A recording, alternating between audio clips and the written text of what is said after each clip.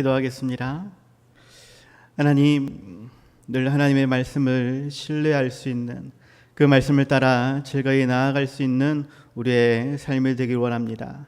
땅끝까지 복음의 증인이 되라 말씀하셨는데, 하나님 더욱 지혜롭게 능력 있게 하여 주시옵시고, 또한 우리의 삶의 열매를 통해 더욱 증거가 되어지길 원합니다. 기쁨으로 드리기를 원하오니 하나님 우리와 함께하여 주시옵소서. 예수님 이름으로 기도드렸사옵나이다. 아멘. 프린스톤 신학교에 구약 신학의 권위자라고 불리우는 딕 윌슨이라는 교수님이 계십니다. 이 교수님은 히브리어 성경의 신뢰성을 증명하기 위해서 평생을 바친 그러한 언어학자이자 장로고 구약학자라고 소개가 되어집니다. 이분은 성경의 원문과 또 사본의 정확성을 확인하기 위해서 최대 600년까지 성경이 번역된 각 나라의 언어를 스스로 배웠다라고 이야기합니다. 히브리어, 헬라어, 라틴어를 포함해서 45개의 언어를 그가 배우면서 연구하면서 성경을 그렇게 해석하였다라는 것입니다. 특히나 이분은 밤 10시부터 새벽 3시까지 어김없이 공부하는 그러한 습관을 가지고 있다라고 이야기하는데, 이러한 교수님께 한 번은 대학의 젊은 학생들이 교수님과 면담을 청하게 되어집니다. 윌슨 교수님, 우리는 교수님의 설명하신 성경에 대해서 의심나는 것들이 몇 가지 있어서 좀 여쭈어 보려고 합니다 라고 하면서 면담을 신청하게 되어지죠. 그러자 그래, 무슨 의심이 있는가 하면서 함께 이야기를 나누게 되었는데, 젊은 학생들로서는 인간적인 생각, 세상적인 과학의 관점으로 성경을 살펴보면 모든 것이 의문투성이고 믿을 수 없다라고 이야기를 하는 것입니다. 이때 교수님이 말씀하기를, 그렇다면 자네들은 성경의 말씀을 제대로 읽어보기는 했는가, 이렇게 이야기를 하는 것입니다. 앞에서 말씀드린 것처럼 이 교수님은 성경의 말씀을 제대로 읽기 위해서 45개의 언어를 연구했던 그러한 경험을 토대로 성경을 더욱 연구하고 그 말씀을 제대로 읽기 위해서 힘썼는데, 실상 사람들은 성경을 의심하면서 제대로 성경을 읽지 않더라 하는 것입니다. 부분적으로 읽고는 그 하나님의 말씀이 맞다 틀리다 여러 가지 의문을 제시하더라라는 것이에요. 그래서 이 교수님은 눈을 부릅뜨면서, 이 사람들아, 내가 머리는 남보다 못할지는 모르지만 나는 40년 동안 밤 10시부터 새벽 3시까지 늘 성경을 공부했는데 내가 공부한 결과는 믿을만 하네. 자네들도 제대로 읽어보고 와서 나에게 질문하게, 그 다음엔 서로가 토론이 가능할 것이네, 이렇게 이야기를 했다고 합니다. 인터넷 보시면 1만 시간의 법칙이라는 동영상을 보게 될 것입니다. 1만 시간의 법칙이라고 하는 것은 어떠한 특별한 일에 1만 시간의 노력을 투자하면 그 일에 대해서 전문가가 될 것이다 라고 하는 그러한 이야기입니다. 이 교수님은 밤 10시부터 새벽 3시까지 하루 5시간씩 40년 동안 성경을 연구하였다라고 이야기를 합니다. 이것을 시간으로 계산해 보니까 7만 3천 시간 정도 되는 그러한 시간입니다. 1만 시간 동안 연구해도 그 일에 전문가가 될 것이다 라고 사람들은 이야기하는데, 그렇게 7만여 시간의 시간을 통해 성경을 읽고 그렇게 연구하였다라는 것입니다. 그런데 우리의 삶은 하나님의 말씀을 제대로 읽어보지도 못하면서 그 말씀이 맞다, 틀리다, 옳다, 그르다라고 스스로 평가하고 있지 않느냐라는 것입니다. 제 자신도 성경을 읽다 보면 믿음이 아니면 이해할 수 없는 그러한 부분들을 만나게 되어집니다. 때로는 이러한 말씀을 어떻게 설명할까 늘 고민하게 되어지는데, 하지만 우리가 성경을 읽기 시작할 때에 제일 먼저 만나는 구절, 창세기 1장 1절의 말씀을 우리가 믿느냐 믿지 않느냐, 인정하느냐 인정하지 않느냐에 따라서 성경의 시작부터 우리는 그 말씀을 전체적으로 받아들일 수 있는 혹은 받지 못하는 그러한 판가름이 난다라고 말할 수 있습니다. 창세기 1장 1절 말씀, 태초에 하나님이 천지를 창조하시니라. 여러분은 그 말씀을 믿습니까? 태초에 하나님이 천지를 창조하시니라. 실은 과학적으로 이것을 증명할 수는 없습니다. 온전히 믿음으로 우리는 받아들일 수밖에 없어요. 그런데 이 말씀을 믿음으로 받아들이면 그 외에 모든 성경 66권의 모든 말씀을 우리는 이해할 수 있다, 받아들일 수 있다라는 것입니다. 우리의 지식은 너무나 부족하고 연약합니다. 하지만 전지전능하신 하나님, 천지만물을 창조하신 하나님은 우리의 이성 위에, 우리 세상적인 과학 위에 계시는 그러한 하나님이십니다. 그 하나님은 태양을 멈추게도 하시고 그림자를 뒤로 물러나게도 하십니다. 바람과 바다를 잠잠하게 하시기도 하시며 사람의 삶과 죽음을 바꾸어 놓으실 수도 있습니다. 우리의 지혜와 능력이 부족한 것이지 하나님은 모든 것을 주관하시며 우리의 모든 삶을 그 뜻대로 이끌어 가실 수 있다라는 것입니다. 그래서 우리를 둘러싼 모든 환경들과 상황들과 형편들을 주관하실 수 있는, 우리의 기도에 반드시 응답해 주실 수 있는 분이심을 믿을 수 있길 바랍니다. 천지 만물을 직접 창조하셨기에 그 모든 것을 충분히 그 뜻대로 운행하시는 하나님이십니다. 우리를 창조하셨기에 우리의 모든 삶도 하나님의 뜻대로 주관하실 수 있다라는 것입니다. 우리의 연약한 지식으로 그 하나님을 다 판단하려 하지 말고 온전히 믿음 안에서 그 뜻대로, 그 말씀대로 살아갈 수 있는 우리 모두가 다들 되시기 바랍니다. 오늘 말씀의 제목을 너희에게 증거가 되게 하라라고 제목을 붙여봤는데, 우리에게 주신 하나님의 말씀, 그 말씀을 우리가 증거 삼아 때로는 사람들에게 전할 수 있는, 보여줄 수 있는 그러한 우리의 삶이 되어야 하겠다. 하지만 그 증거대로 행하지 않으면 또한 그 말씀대로 우리의 삶에, 특별히 우리 자녀들의 삶에 저주가 임한다라는 것을, 책망받는다라는 것을 우리가 이해할 수 있어야 하겠습니다. 오직 말씀대로 순종하며 말씀대로 복과 은혜를 풍성히 받아 누릴 수 있는 우리와 우리 자녀 세대가 될 수 있도록 더욱 힘쓰는 우리 모두가 되시기 바랍니다. 첫 번째입니다. 증거는 분명하게 눈에 보여야 합니다. 눈에 보일 수 있도록 그 증거를 제시할 수 있는 우리가 되어야 한다라는 것입니다. 오늘 본문 24절부터 26절 말씀, 모세가 이 율법의 말씀을 다 책에 써서 마친 후에 모세가 여호와의 언약궤를 메는 레위 사람에게 명령하여 이르되, 이 율법책을 가져다가 너희 하나님 여호와의 언약궤 곁에 두어 너희에게 증거가 되게 하라라고 말씀을 하고 있습니다. 율법의 말씀이라고 이야기하면 세부적으로는 시내산 앞에서 이스라엘 백성들에게 주신 말씀이라고 생각할 수 있습니다. 근데 더 넓게는 율법의 말씀은 모세가 기록한 5가지 성경, 창세기부터 신명기까지의 모세의 오경이라 불리는 그 모든 말씀을 가리키는 그러한 것입니다. 모세는 이러한 5가지 성경을 기록할 수밖에 없었다. 그리고 그 기록된 말씀을 이스라엘 백성들이 늘 볼 수 있도록, 들을 수 있도록 하였다라는 것입니다. 왜냐하면 이스라엘 백성들은 하나님이 어떠한 분인지를 명확하게 알지 못하기 때문에 그렇습니다.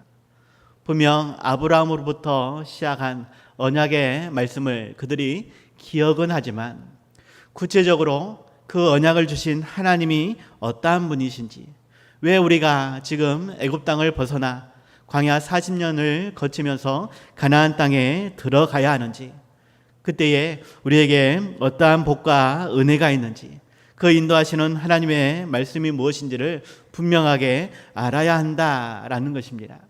둘이 뭉실하게 알아서는 안 된다라는 것이죠.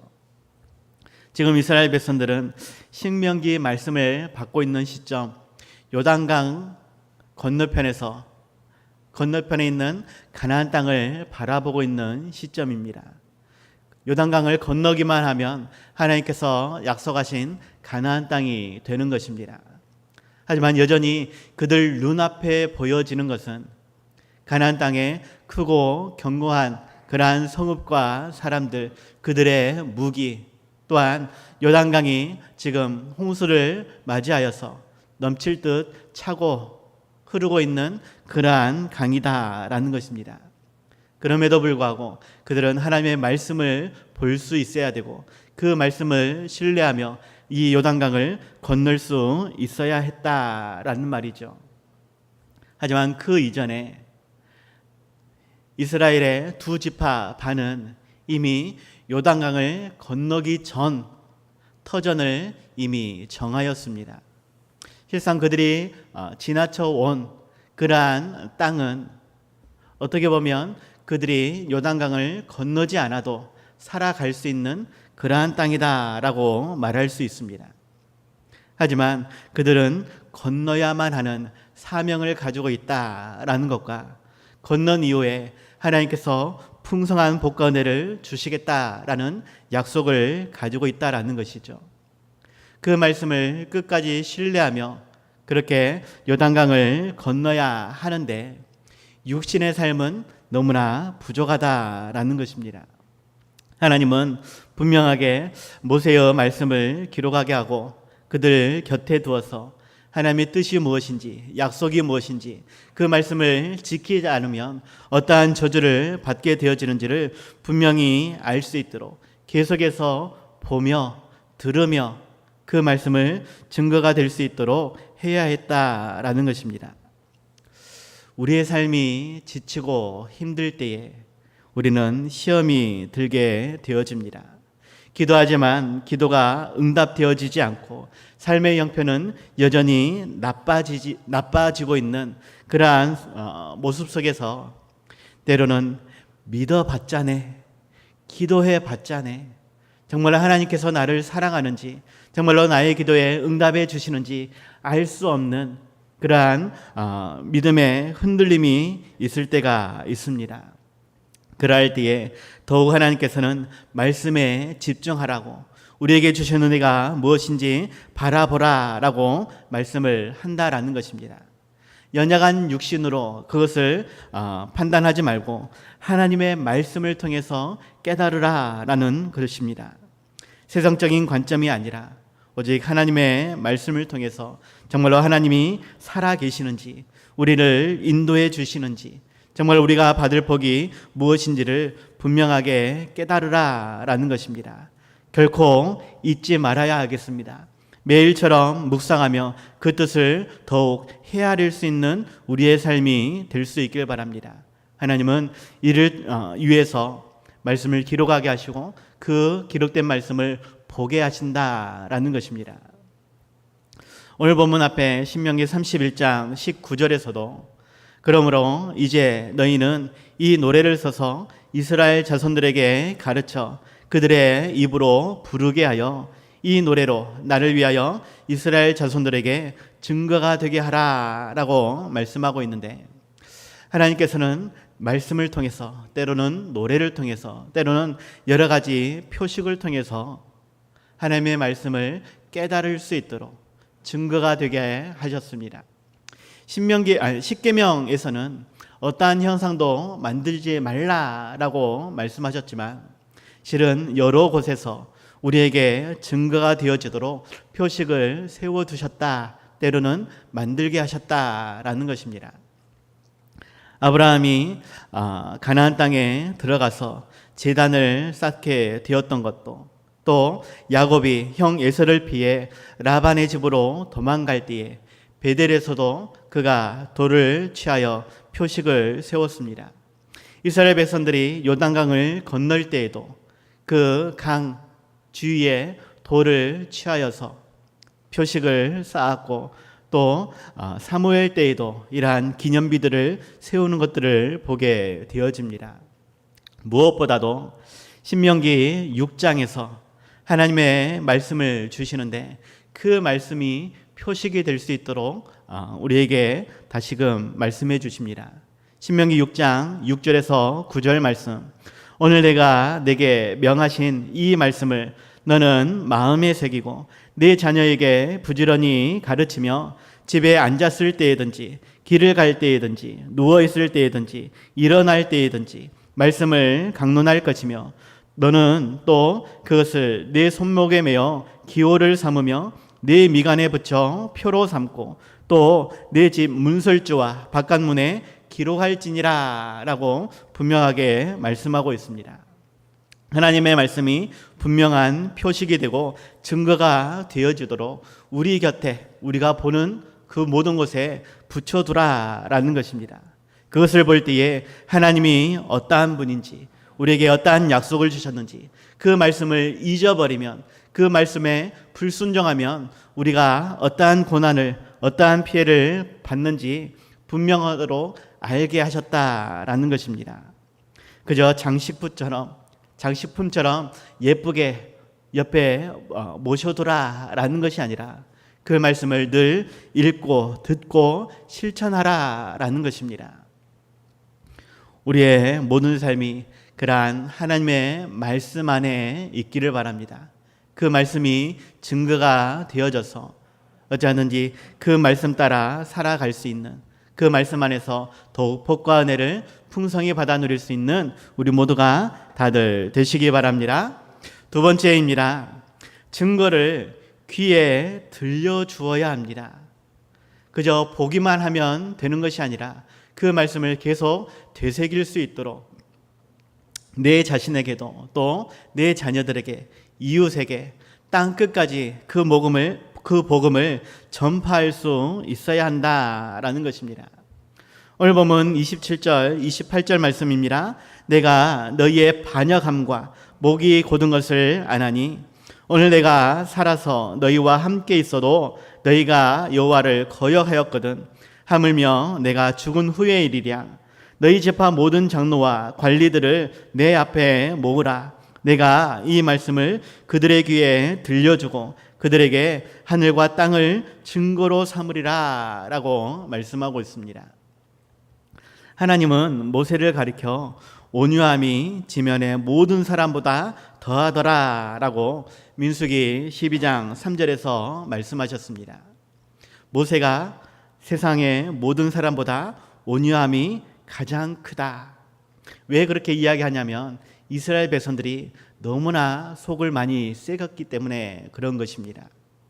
광야 40년을 지나면서 이스라엘 백성들이 모세와 하나님의 마음을 너무나 아프게 했다라는 것이죠. 모세는 그러한 모든 것을 다 받아내며 광야 40년간을 이스라엘을 그렇게 이끌었다라는 것입니다. 그러한 이스라엘 백성들의 모습이 반역함, 때로는 목이 곧은 그러한 모습으로 표현을 하고 있는 것이죠. 이 반역함이라고 표현된 단어는 쓰다, 불쾌하다라는 뜻의 마라에서 나온 그러한 단어입니다. 출애굽기 15장에서 마라라는 지역을 소개하고 있죠. 그들은 홍해를 건넌 후에 얼마 되지 않아 물이 떨어짐으로 인해 모세와 하나님을 원망하게 되었습니다. 그때에 만난 그 마라의 물은 써서 먹지 못하는, 마시지 못하는 그러한 상황이었죠. 광야를 건너기 위해서는, 사막을 건너기 위해서는 물이 절대적으로 필요한 요소입니다. 내 자신에게도 당연히 필요하지만 내가 기르고 있는 가축들도 또 내 자녀들도 먹여야 합니다. 내 자신이 고난받는 것은 그래도 어느 정도 참을 수 있는데 내 자녀들이 그렇게 목말라 힘들어하는 것을 부모된 마음으로 그저 지켜볼 수 있겠느냐라는 것이죠. 인간적인 모습에서 이스라엘 백성들이 불평하고 원망하는 것은 어쩌면 당연할 수 있습니다. 하지만 더 깊이 생각해야 될 것, 그들이 지금 왜 광야를 걷고 있는가? 그것은 그들이 애굽 땅에 더 이상 살 수 없는 그러한 형편이었기 때문에 그렇습니다. 그들이 하나님께 부르짖을 수밖에 없었던 이유, 아들이 태어나면 물에 던져야 했고 딸이 태어나면 그 딸은 어떠한 험악한 꼴을 보게 될지 모르는 상황이었습니다. 노예라는 그러한 생활은 그럴 수밖에 없는 형편이었다라는 것입니다. 그들이 그렇게 부르짖었기 때문에 하나님은 애굽에 10가지 재앙을 내리시고 홍해를 가르시며 그들을 이끌어내신 것입니다. 그리고 쫓아오던 그러한 애굽 병사들을 홍해의 물로 한순간에 그렇게 죽이셨다라는 것이죠. 그들은 광야의 길을 걷고는 있지만 그래도 그 모든 것이 하나님의 은혜인 것을 알았어야 한다라는 것입니다. 더욱이 그 하나님의 힘과 능력이 어떠한지를 분명 겪었기 때문에 힘들고 어려운 순간에 더욱 기도의 자리로 나아가야 했다라는 것입니다.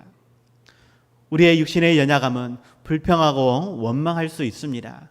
하나님도 다 알고 계시는 일입니다. 우리의 연약함은 이 땅에서 많은 물질이, 건강한 삶이, 여러 가지 필요한 것들이 있음을 하나님도 잘 알고 계신다라는 것이에요. 그럼에도 불구하고 우리로 기다리라 말씀하시는 것은, 주시지 않는 것은 그 나름대로의 또 다른 뜻이 있다라는 것입니다. 말씀을 통해 우리는 그러한 하나님의 뜻을 알았어야 한다라는 것이에요. 하지만 이스라엘 백성들은 그러지 못하고 그저 눈앞에 보이는 현실 때문에, 인간적인 세상적인 문제들 때문에 하나님을 불평하고 원망하고 있다라는 것이죠. 이러한 백성들이 목이 곧다라는 표현으로 사용을 하고 있습니다.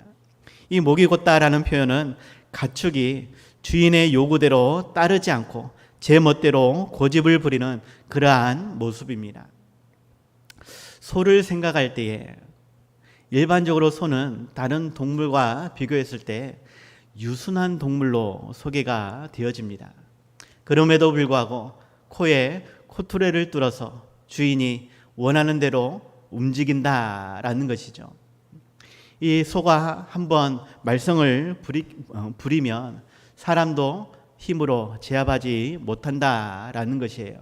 그래서 더욱이 콧뚜레를 뚫어서 그가 계속해서 주인의 말에 복종하도록 만드는 것입니다. 마찬가지로 하나님께서 이스라엘 백성들이 때로는 목이 뻣뻣한 백성이다라고 말씀하면서 진노하여서 그들을 진멸하겠다라고 표현할 때도 있었습니다. 출애굽기 32장 9절 10절에서 여호와께서 또 모세에게 이르시되 내가 이 백성을 보니 목이 뻣뻣한 백성이로다. 그런즉 내가 하는 대로 돌아 내가 그들에게 진노하여 그들을 진멸하고 너를 큰 나라가 되게 하리라 라고 말씀할 때가 있더라라는 것입니다. 아무튼 이러한 고집부리며 제 멋대로 행동하는 가축, 그 가축에게는 목에 철멍에를 씌우거나 혹은 앞에서 말씀드렸던 것처럼 콧뚜레를 뚫어서 주인의 말에 복종하게 하는 것이 전부입니다. 하지만 하나님께서는 이렇게 우리를 억압하신 것이 아니라 하나님의 말씀을 주셔서 그 말씀의 뜻을 깨닫게 해 주셨다라는 것입니다. 그 말씀을 늘 가까이 보고 읽을 수 있는 그 말씀이 내 귀에 들릴 수 있도록, 내 자녀의 귀에 들릴 수 있도록 힘써야 한다라는 것입니다. 그 말씀을 땅 끝까지 전파하라라고 또 말씀을 하고 있는데, 로마서 10장 13절에서 15절 말씀, 누구든지 주의 이름을 부르는 자는 구원을 받으리라. 그런즉 그들이 믿지 아니하는 일을 어찌 부르리요? 듣지도 못한 일을 어찌 믿으리요? 전파하는 자가 없이 어찌 들으리요? 보내심을 받지 아니하였으면 어찌 전파하리요? 기록된 바 아름답도다 좋은 소식을 전하는 자들의 발이여함과 같으니라 라고 말씀하고 있습니다. 하나님의 말씀을 증거하는 삶이 결코 쉽거나 편한 것은 아니다라는 뜻입니다. 그럼에도 불구하고 그렇게 복음을 전하는 자가 그 발걸음이 아름답다라고 말씀을 하고 있죠. 그 전도자의 삶은 고난과 핍박이 있습니다. 심지어 순교의 자리까지 나아가야 할 때도 있습니다. 그럼에도 불구하고 하나님은 반드시 전해야 한다라고 우리에게 사명을 말씀하고 있다라는 것이죠. 우리의 삶이 힘들고 어려울 수 있지만 더욱 말씀에 순종하는 삶, 그 말씀을 증거하는 삶이 될 수 있길 바랍니다. 우리가 땅끝까지 나아가지 못한다 할지라도 우리 이웃에게, 우리 가정, 우리 자녀들에게 하나님의 말씀을 들려줄 수 있길 바랍니다. 그 뜻이 무엇인지 깨달을 수 있도록 도와주시기 바랍니다. 그래서 하나님 뜻에 합당한 삶, 하나님께 복 받는 삶, 하나님께 영광 돌리는 열매 맺는 우리의 모든 삶이 다들 되시기 바랍니다. 세 번째입니다. 증거를 제시하지 못하면 피해를 입습니다. 오늘 보면 29절에서 내가 알거니와 내가 죽은 후에 너희가 스스로 부패하여 내가 너희에게 명령한 길을 떠나 여호와의 목전에 악을 행하여 너희의 손으로 하는 일로 그를 경노하게 하므로 너희가 후일에 재앙을 당하리라 라고 말씀하고 있습니다. 모세오경을 통해 분명하게 하나님의 뜻을 가르쳐 주었지만 너희들이 그 말씀을 보지 않으면, 그 말씀을 듣지 않으면 결국은 하나님 보시기에 악을 행하게 될 것이고 또한 그것으로 인해 후일에 재앙을 당하게 될 것이다 라고 말씀을 하고 있는 것입니다. 재판이나 혹은 범죄물 소재로 하는 드라마나 영화를 볼 때에 가끔은 증인 보호와 같은 그러한 이야기의 에피소드가 있습니다. 무슨 말이냐면 증인이 재판석에 나와서 범죄자의 행위를 고발할 수 있어야 되는데 범죄자들이 다른 사람들을 동원해서 그러지 못하도록 목숨을 위협하거나 죽이는 그러한 이야기가 소재가 되는 드라마, 영화가 있다라는 것입니다. 왜 그렇게 재판장에 나오지 못하게 하느냐? 결국 증인의 말 한마디가 범죄자의 죄를 밝히는 유력한 근거가 되기 때문입니다. 반대로 증거하지 못하면 죄를 물을 수 없고 그 죄인은 석방되게 된다라는 것입니다. 그러면 그 사람은 더 많은 죄를 짓게 되어지고 많은 피해자가 발생하게 된다라는 것이죠. 내가 내 스스로에게 증인이 되지 못하고 내 자녀들에게 증거를 제시하지 못하면 내 삶은 결국 죄악의 길로 들어서게 되어지고 하나님께로부터 책망을 받을 수밖에 없다라는 것입니다. 더욱 하나님의 말씀을 온전히 선포하여서 바르게 함과 의로운 삶을 살아갈 수 있도록 우리는 증거를 제시해야만 합니다. 특별히 우리 자녀 세대들에게 온전히 하나님의 말씀을 전파해야 합니다. 그렇지 않으면 고스란히 우리 자녀 세대들이 피해를 입는다라는 것이죠. 큐티범은 이렇게 사사기 말씀이 마무리되어져 가고 있습니다. 계속해서 말씀을 드리지만 이 사사시대의 특징, 그때에 이스라엘에 왕이 없으므로 사람이 각기 자기 소견에 옳은 대로 행하였더라라고 말씀하고 있습니다. 그러면서 사사가 있을 때에는 어찌하든지 그 사사를 통해 하나님께 온전히 순종하고 그 은혜를 받아 누렸습니다. 문제는 사사가 죽은 이후에 이스라엘 백성들은 하나님 보시기에 악을 행하였다라는 것입니다. 근데 조금 더 세밀하게 살펴보면 사사와 함께 살아가던 기성세대들은 그래도 어찌하든지 사사를 통해 하나님의 말씀을 듣고 명령에 순종하며 복과 은혜를 받아 누렸다라는 것입니다. 사사와 함께하는 기성세대들은 그렇게 은혜 안에 살아갔지만 사사가 죽고 난 다음에 기성세대들의 자녀들 세대가 더 이상 하나님 말씀에 순종하지 않고 자기들 마음대로 살면서 하나님 보시기에 악을 행하였다라고 하는 것입니다. 기성세대들은 어찌하든지 말씀대로 살아가지만 그 자녀 세대들은 하나님의 말씀을 떠나 자기의 마음대로 살았다라는 것입니다. 다시 말해 기성세대들이 자녀 세대들에게 하나님의 말씀을 온전히 가르치지 못함으로 인해 하나님께 벌을 받게 된 결과다라는 것입니다. 성경에 많은 믿음의 선지들이 소개되어집니다. 그런데 그들의 자녀 세대를 볼 때에 때로는 너무나 안타까운, 이해되지 않는 그러한 모습이 보여집니다. 아담의 아들 가인이 그러하였습니다. 아브라함의 아들 이스마엘도 그러하였습니다. 이삭의 아들 예소도 그렇고 마지막 사사를 일컫는 사무엘도 그 자녀들이 문제를 일으켰습니다. 다윗의 아들 암논이나 압살롬도 그러하였고 솔로몬의 아들 르호보암도 마찬가지입니다. 분명 믿음의 선진이라 불리는 그 사람들은 하나님의 복과 은혜를 풍성히 받아 누렸지만 그 자녀 세대들의 모습을 보면 너무나 실망할 그러한 모습을 많이 발견할 수 있다라는 것입니다. 먼저는 내가 온전히 하나님의 말씀 안에서 신앙의 올바른 삶을 살아가야 할 것입니다. 그리고 나와 내 가정이, 내 자녀 세대가 하나님 앞에 온전히 설 수 있도록 먼저 내가 솔선수범하는 모범을 보여주는 하나님의 말씀으로 증거를 제시해 줄 수 있는 그러한 책임감 있는 삶이 되어야 한다라는 것입니다.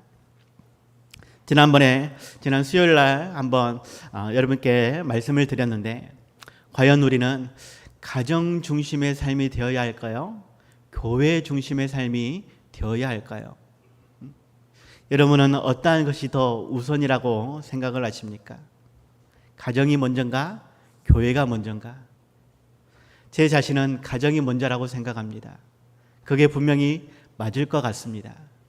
그런데 과연 내가 내 자녀들을 하나님 보시기에 합당하게 잘 양육할 수 있겠는가?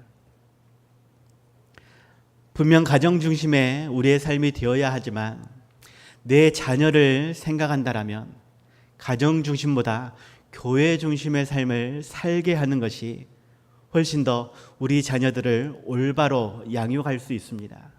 왜냐하면 내 스스로가 온전히 모범된 삶을 보여주지 못하기 때문에 세상을 살다 보면 어쩔 수 없이 내 육신의 연약함이 죄를 짓게 하고 따라한 그러한 모습을 우리 자녀들에게 보여주게 된다라는 것입니다.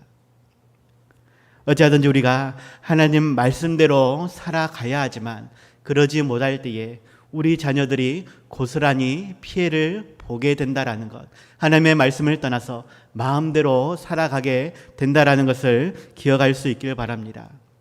하나님의 말씀을 내 마음판에 새길 수 있는 그 말씀 따라 온전히 살아갈 수 있는, 그리고 우리 자녀들에게 온전히 신앙의 모습을 보여줄 수 있는 우리 자녀들이 하나님 말씀 따라 살아갈 수 있도록 더욱 우리가 힘쓸 수 있길 바랍니다. 그러할 때에 천대까지의 복이 이어지는 것이고, 그러지 못하면 우리 때문에 3, 4대가 우리 자녀 손이 저주를 받게 된다라고 하는 것입니다. 그 하나님의 뜻이 무엇인지, 말씀의 의미가 무엇인지 더욱 헤아릴 수 있는 그 말씀을 증거 삼아 우리와 우리 자녀 세대가 온전히 말씀대로 살아갈 수 있도록 더욱 힘쓰는 우리 모두가 다들 되시기 바랍니다. 결론입니다. 끝까지 증거를 제시할 수 있어야 합니다. 오늘 보면 30절에서 그리고 모세가 이스라엘 총회에 이 노래의 말씀을 끝까지 읽어 들리니라 라고 말씀이 맞춰집니다. 이 노래의 말씀은 그 다음 32장에서 소개하는 모세의 노래입니다. 모세는 죽음을 앞두고 이스라엘 민족에게 승리의 확신을 주며 가나안 땅에 들어가면 반드시 율법을 지킬 것을 강강하게 권면하면서 노래를 짓고 그 노래를 들려주며 사람들이 그를 따라 부를 수 있도록 하였다라는 것입니다. 모세가 정말로 걱정하였던 것은 그들이 가나안 땅에 들어간 이후에 가나안 땅에 정착한 이후에 하나님을 배반할 것을 알았기 때문에 더욱 걱정하며 하나님의 말씀을 가까이 두라라고 그 말씀을 지켜보라라고 또 노래를 부르며 이 노래를 잊지 말라라고 계속해서 강권적으로 권면하고 있는 것입니다. 하나님께서는 복과 은혜로 풍성히 채워주실 것이지만 이스라엘 백성들이 그 은혜를 잊어버리고 이방 우상을 섬기며 하나님 보시기에 악을 행하였던 것, 그것은 하나님의 말씀을 온전히 증거로 삼지 못하고 그저 두리뭉실하게 읽으면서 자기 마음대로 생활했기 때문에 그러하였습니다. 모세는 끝까지 하나님의 말씀을 지켜라라고 권면하고 있다라는 것입니다. 증거라고 할 때에 형사 재판이 공정하게 진행되려면 먼저 범죄에 대한 사실관계가 확정되어져야 합니다. 이때에 필요한 것이 증거라는 것입니다. 형사소송법에서 사실의 인정은 증거에 의한다라고 규정하고 있는데 이것을 증거재판주의라고 이야기를 합니다. 우리가 하나님의 말씀대로 살아가야 되는데 그 말씀이 증거가 되어진다라는 것입니다.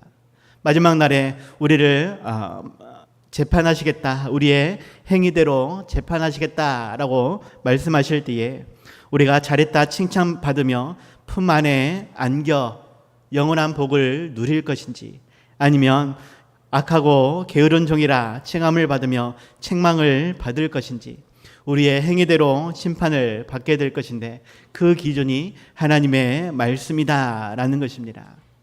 우리가 복을 받을 이유, 우리가 저주받을 이유 모두 하나님의 말씀에 기록되어 있습니다.